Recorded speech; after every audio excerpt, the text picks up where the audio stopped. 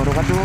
Jadi hari ini ya malam-malam jam setengah 11 malam, anjir hari banget. Ya pulang malam ini nggak lewat jalan sepi, lumayan ngerinya sih.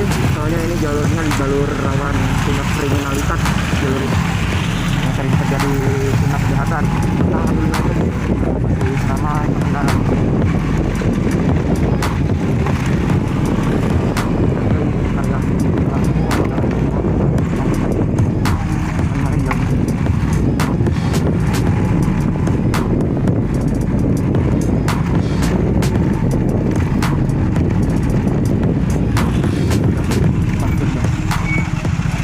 Kita tunggu dulu sebentar.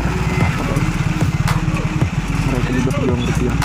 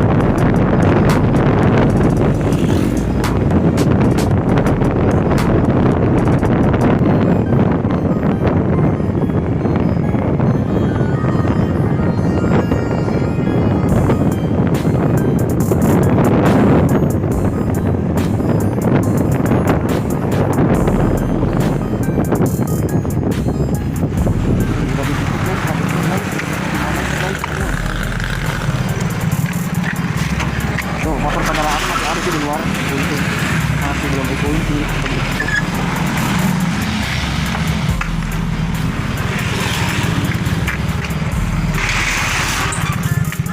Sama banget. Deh. Parah lagi. Jadi kita langsung masukin. Sekian ya video kali ini. Jangan lupa support dengan cara di like, di subscribe, di komen, juga di share.